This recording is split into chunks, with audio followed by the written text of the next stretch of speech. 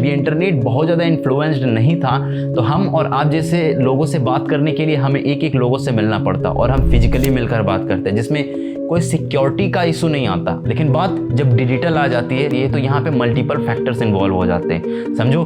तो मैंने क्या बात कहा और आपने क्या बात सुना, इसके बीच में कोई थर्ड फोर्थ फिफ्थ पार्टी भी इंट्रोड्यूस होता है। और इसके बाद इंटरनेट में एक फैक्टर इंट्रोड्यूस हो जाता है, कंप्यूटर, फ़ोन और इवन उसके साथ उसका सोर्सेस, सिक्योरिटी इशू और ट्रस्ट, ये चीज़ें इवॉल्व होती है। इसके कारण इसके बीच में साइबर स्पेस नाम की चीज़ें एग्जिस्ट करने लगती है। 2000 में जाकर ये चीज़ अमेंडमेंट करी गई थी और 2008 में आईटी एक्ट 2008 आया, जिसके अकॉर्डिंग एक इंसान किसी भी टेक्नोलॉजी, कम्युनिकेशन और इलेक्ट्रॉनिक डिवाइस को यूज करके आपके फिजिकली, पर्सनल, प्रोफेशनल और इवन आपकी फाइनेंशियल लाइफ को वॉयलेट करता है तो इसे फिजिकली पनिश्ड करा जा सकता है। इसे अरेस्ट करा जाएगा, वारंट होगी, सारा लॉ प्रोसेस होगा और इसके बाद इस पे फाइनल कंक्लूजन निकाला जाएगा। Come to the digital. अब इस डिजिटल एज में क्या है कि इंटरनेट का कोई भी बाउंड्रीज नहीं है, चाहे वो कंट्री हो, किसी भी एरिया हो, किसी भी इंसान हो या किसी भी लोगों के अंदर में कहीं भी कनेक्शन बनाया जा सकता है। हम आते हैं एक्चुअली में ऑनलाइन।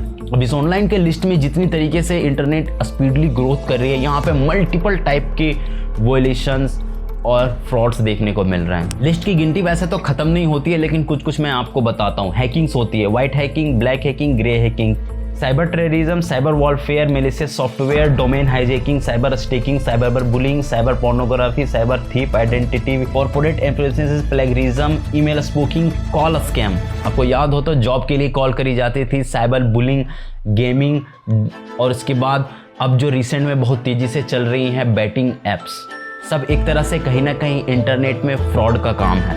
और ये चीज़ टोटली हमारे आईटी एक्ट 2008 के अंदर में एग्जीक्यूट होती है।